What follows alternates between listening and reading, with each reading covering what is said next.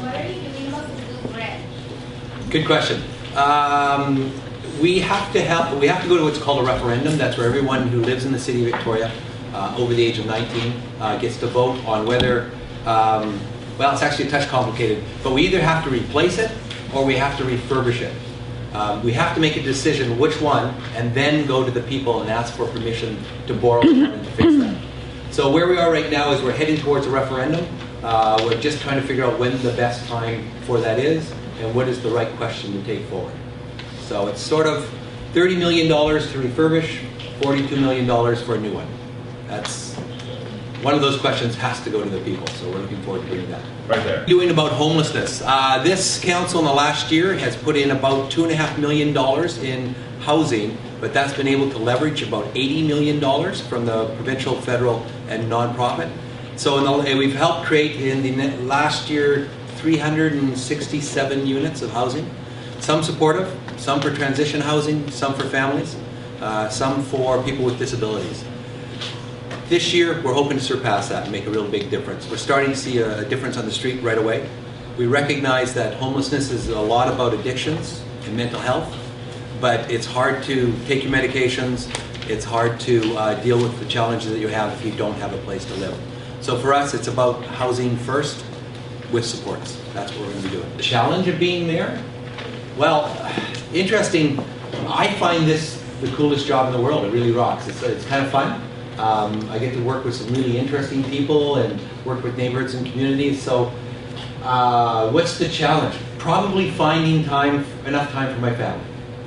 There's so many places to go and so many things to do that you could be doing this 24 hours a day, 7 days a week. But so what I do is I coach my girl in basketball, make sure that I have Thursday nights and weekends for soccer. So that's an important piece for us to do. Right here. What motivated me to be mayor? I think it was the opportunity to try and make a difference in people's lives. And for the longest time I worked in neighborhoods and communities to help build community centers that are green, help families that were poor, or kids that were homeless. But I found that we often call it two sides of the table. So you're on one side of the table asking people who make decisions to make the right decisions. And eventually you say, you know what, I want to be on that side of the table making the decisions about the right things to do. So it's an opportunity to go and be part of that decision-making group.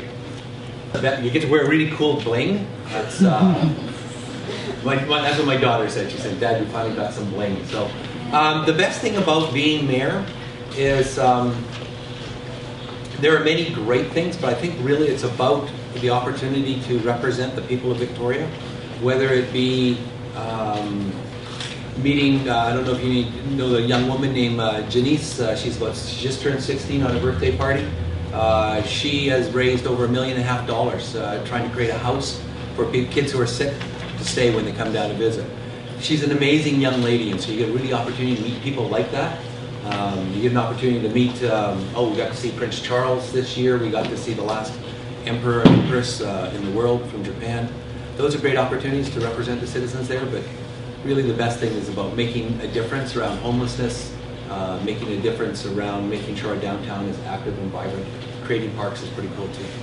Next job is to be the Chief Executive Officer for the City of Victoria. So I meet with my city manager every day, who then meets with directors. And so we take the decisions that council have made in a big sense and say, okay, what do those look like on the ground?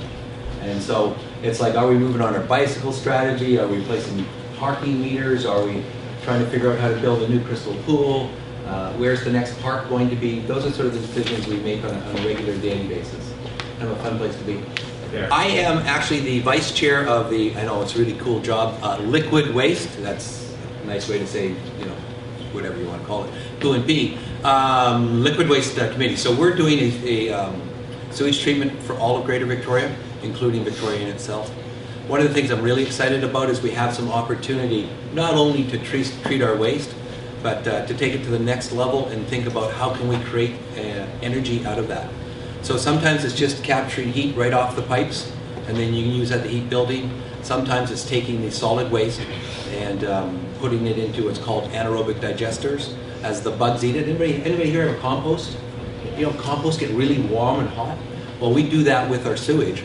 The bugs eat the sewage, and then it creates heat, and we can capture that and create energy. So that's an exciting way to sort of change our mindset from dealing with garbage or dealing with liquid waste, thinking about, okay, this is an opportunity to create energy and make our world a better place to be. What infrastructure I'm working on right now? Ooh, good question. The bridge is the big one. Sewage treatment's going to be dominated. We'll really hit the ground on that in October, November. Those are going to be the two really big projects we're going to be moving on. Other than that, we're repairing water mains, repairing sewers. City of Victoria is really old, so most of our work is in replacing what's already there, as opposed to new cities who build new stuff. So we were out there fixing sidewalks, we were out there planting trees. That's a big issue for us in Victoria. That's funny, you don't think of trees as infrastructure, but we have this huge inventory of trees in the city. And I think there's close to 45,000 trees that are of significant trees in the area. What do you get as mayor? I think in the end, the biggest award is the award of an accomplishment. The difference of getting something done, and that's something that you personally feel like you've made a difference today, and that's probably the most rewarding. So whether it's making sure that you got a new central library coming, whether it's making sure that buses, you got new buses, late night buses are starting going on. For those with university students, the late night buses at 1:30 are now leaving downtown full, double deckers, so that is working.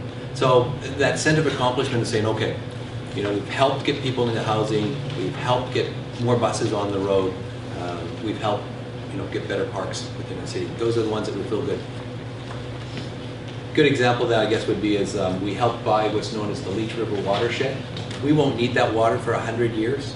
All the people that helped decide that, build it, will be long dead and gone and forgotten. But in 100 years, when your grandchildren need fresh source of water, it's going to be there for you. That's what I mean by a sense of accomplishment, knowing you did the right thing for future generations. There.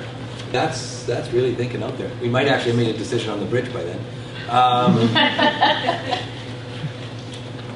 I think our downtown will continue to grow. We're going to probably have about 20 to 30,000 people living downtown.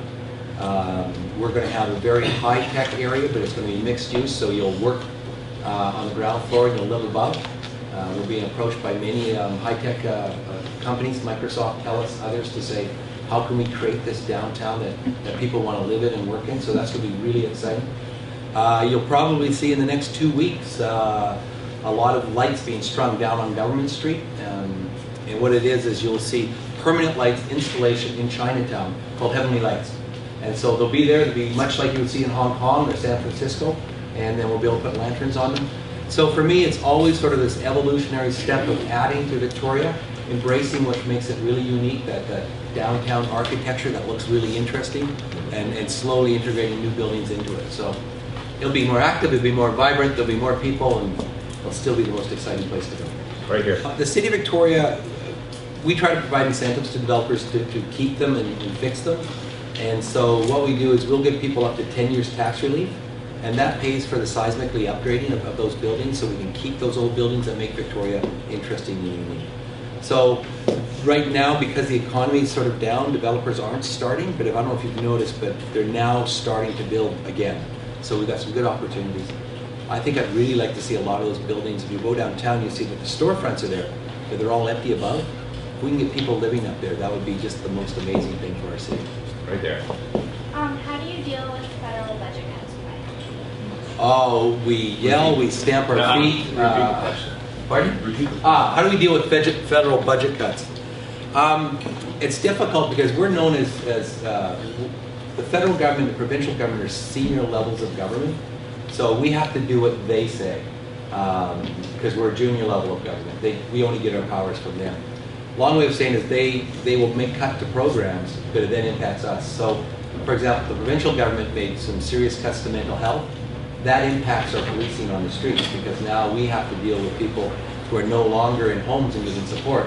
They're wandering the streets, and we have to deal with them from policing. So we're trying to. We tried for a while to say we're not going to jump in where they've cut from, but for us, for example, with the open door. It's important for us to get that open in the morning and make sure that people have a place to go. So we jumped in, and nicely enough, the Ministry of Housing jumped in and said, we'll match you on that funding. So those some of the traditional ways that we can get in and get money from other levels of government. Look for innovative ways to guilt them out. We can make sure they come back and do what they're supposed to be doing. We are biggest accomplishments as mayor. I think putting all the housing together in that first year, well, that was the thing I'm most happy about. So, for example, we did what's known as the wing building. That's 53 units for homeless families. That will open this month. We did the Clover Place, which is 18 units for homeless, for what we call is hard to house. That opened last month. That's moving forward. And then we created what's known as the Hudson, and that'll be being built right now. That will be 120 units, 40 units of affordable home ownership, and 80 units of rental. So all of those go for a long way to make Victoria a more livable place for people to be. So you can afford to work here, you can afford to start families here, you can afford to create your business here. So that's been the biggest thing we've done in the last year, and we're just getting warmed up. To keep things in my budget. Yes, it is very hard to keep things in the budget. We've been lucky in Victoria for the last 6 years that I've been on council and then as mayor that we've been able to put money into what we call like infrastructure reserves. So Victoria, we're going to be able to keep what we're doing and even expand on some of our programs. Other municipalities are not that lucky. Colwood's looking at a 14% tax increase this year. They went through a 17% last year. The City of Vancouver had to cut 30 jobs, close libraries and community centers just to make their budget in at 4 or 5%. So the City of Victoria, we feel pretty fortunate that we've been able to make sure we've kept the services, make sure we've been able to fund community centers and parks, and keep libraries open. We have and not lay anybody off. Question. Works. For the City of Victoria, we have some specific things that we have to do. And so I often say is, did you turn the tap on today? Did water come out? When you flushed the toilet, did it go away? How did you get to school? We were on a sidewalk, did you get driven on a road? I mean, those are the things that municipal governments do. Roads, sidewalks, parks, community centers, schools, sewage treatment, garbage. Today's recycling. I just remembered I forgot to put my recycling up. Those are the things that, that cities do. And if we do them well, people don't notice. It's only when you turn the tap on to get a drink of water and the water doesn't come out or it comes out brown. It's only when you flush your toilet and it overflows that you get really excited about what your municipal governments do. So, but those are the core services that we do in the city, and like I said, if we do them well, people don't notice.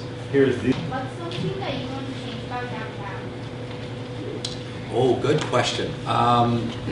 3 things I want to do. I want to make it more active and vibrant. I want to make it so families and kids feel like they can come down and find something to do. I want to make sure that that we have an opportunity to help our homeless get off the streets and find a place for them to live. And I want to make sure that our downtown, especially in the evening, is active, vibrant, and interesting and safe. So we've moved in more police officers in the evening. We've created late night bus service so people can get home. We've created taxi stands. And now we're working with our local business association to do fashion shows at night in the middle of Broad Street. Things like that would be a lot of fun. That makes downtown stay the most active and vibrant area in the whole Greater Victoria region.